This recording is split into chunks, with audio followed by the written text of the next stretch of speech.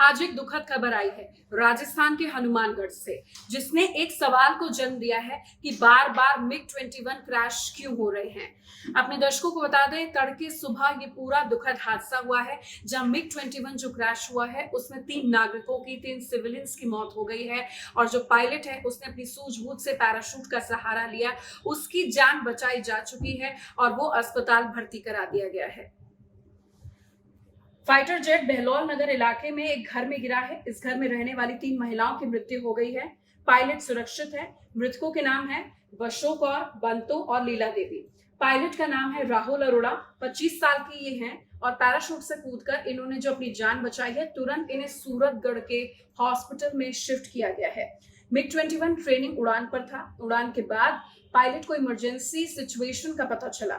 उसने एयरक्राफ्ट को संभालने की कोशिश की। जब ऐसा नहीं हो पाया तो विमान से इजेक्ट करने का उसने फैसला किया। सूरतगढ़ एयरबेस से करीब 25 किलोमीटर दूर पायलट मिला है। मामूली चोटें आई हैं। हादसे की जांच शुरू कर दी गई है। ऐसा एयरफोर्स का कहना है। जिस घर पर क्रैश हुआ है उसके बगल के मकान की छत भी गिरी है। इस मकान में रहने वाली महिला को भी चोट आई है। और अपने दर्शकों को जानकारी दे रहे हैं। दुखद है मिग-21 को लेकर, जहां हमें गौरवान्वित होना चाहिए, वहीं इस तरीके की सैड न्यूज ऑफ कैजुअलिटीज आ रही हैं। हम सीधे रुख करते हैं अपने दोनों एक्सपर्ट्स का और जानने की कोशिश करते हैं कि हमें इसमें कितना ज्यादा सुधार की जरूरत है, ताकि आगे बढ़कर ऐसे दुखद हादसे ना हो। Hello everyone, I am Squad Leader Meena Arora and I have served Air Force for 10 long years and very important 10 years of my life. I have been with Air Force, the officers, with the aircrafts, with all kinds of, flying machines. Yes, I have been with all of them. And today we have assembled here to talk about MiG-21. Well, this aircraft came into Indian Air Force more than 60 years back. And till now you tell me, आप लोग अपनी car change कर लेते हो 10 साल में, अपनी motorcycles change कर लेते हो, and every time you know that if you will not change there are so many variations that you have to do. इतनी बार सर्विस करनी पड़ती है, इतनी सारी चीजें चेंज करनी पड़ती हैं. But what about those flying machines? Do you really feel that we are giving a right thing, a justified thing to our pilots? Young pilots जो अपने घर से निकलते हैं ये सोच के कि वो देश की सेवा में जाएंगे, वो सेवा से पहले ही, काफी टाइम पहले ही इवन ट्रेनिंग में ही चले जाते हैं. Why this is happening? ये aircraft, why we are not able to replace it? Still why Indian air force is flying it? Because we do not have so much of funds. Is that so? Is it that India is so poor that we are killing our own young men and women who are so much qualified, who have cleared this such a big exam, and they clear the SSB board examinations, they clear all kinds of flying test, and then when they ride this when they fly in this machine, do you think that we are actually putting them into death capsules and making them fly every day, and we are telling them that you have to save this country? Is it right for us to do that? As Indians, this is our responsibility to fund the forge properly. We need good aircrafts, we need up-to-date machinery, all kinds of things. But what are we doing? We are cutting cost from the Air Force, from the Army, from the Navy. Is that right? And in return, what are we getting? Accidents.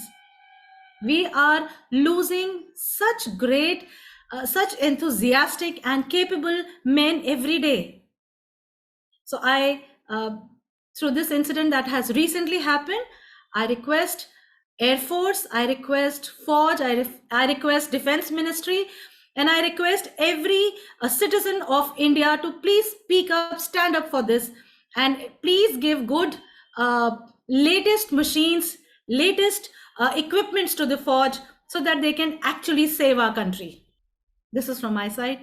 Thank you. I totally agree with ma'am.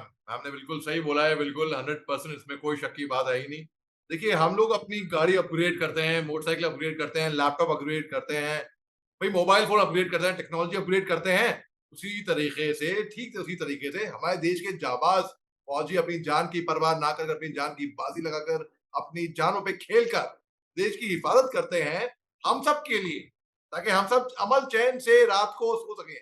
लेकिन क्या ये बात, जैसे कि ma'am ने सही बोला, क्या ये इंसाफ है कि फौजी जो आता है देश की सेवा करने के लिए, कुर्बानी देने के लिए नहीं, हाँ कुर्बानी देनी है तो हम तैयार हैं, we are ready to lay down our life for our country, but our aim is to let the enemy die for his country rather than जिंदा रहेंगे तभी तो हम जंग लड़ पाएंगे ना भैया। तो आप देखिए मिग 21 बाइसन एयरक्राफ्ट, हालांकि दुनिया सब बोल रही है इनके बारे में, ये पुराने हो चुके हैं, ये विंटेज एयरक्राफ्ट है, तभी इनके आगे नाम के आगे लगता है विंटेज, यानी कि बहुत पुराना हो चुका है, ऑब्सलीट हो चुका है ये इक्विपमेंट। एक तरीके से मैं रिडंडेंट तो खैर नहीं बोलूंगा, लेकिन भाई इतने क्रैशेस हुए हैं, क्या पायलट की ट्रेनिंग में कुछ कमी है, क्या उड़ान में कुछ कमी है, क्या प्रॉब्लम क्या है, यह हम खुद अपने आप में सोचे इसके बारे में।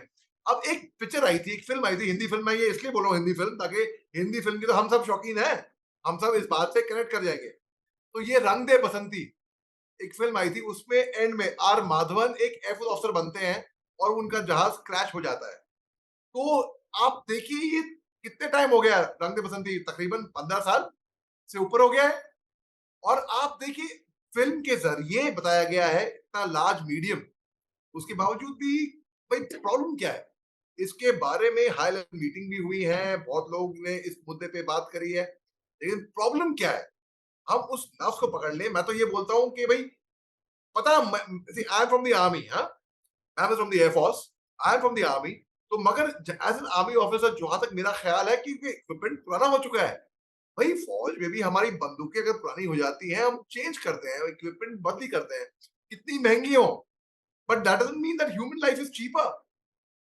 ह्यूमन लाइफ खास तौर से हमारे फौजियों की जिंदगी की कीमत है, और सबसे मुश्किल काम पता है फौज में रहते हुए क्या किया है मैंने दोस्तों, सबसे मुश्किल काम मैंने ये नहीं किया है कि जम्मू कश्मीर के बॉर्डर इलाकों में आतंकवादियों, उग्रवादियों, टेरर से लड़ा हूं मैं, या नॉर्थ ईस्ट में मिलिटेंट्स, इंसर्जेंट से लड़ा हूं मैं ना। सबसे मुश्किल काम ये दुश्मन का सामना किया है सरहदों पे। सबसे मुश्किल काम मैंने ये किया है जब मैं किसी के घर पे फोन करता था ये बताने के लिए कि उनका बेटा, उनका पिता, उनका भाई, उनका दोस्त इस दुनिया में नहीं रहा। आप सोचिए मेरे दिल पे क्या बीती होगी उस टाइम पे। तो मेरी इल्तिजा है, गुजारिश है, इट्स माय हम्बल रिक्वेस्ट कि as ma'am said they should be a high level meeting on this, high level inquiry तो खैर निकलेगी एयरफोर्स की इंक्वायरी के बाद, जैसे कि आर्मी में कोर्ट ऑफ इंक्वायरी होती है, वैसे फौज में बोर्ड ऑफ इंक्वायरी होती है, एम आई राइट मैम? तो it's called board of inquiry. So board of inquiry की जो जो रिपोर्ट आएगी उसके मुताबिक हमको आगे की कार्रवाई इस पे करनी चाहिए और सोचना चाहिए। जय हिंद।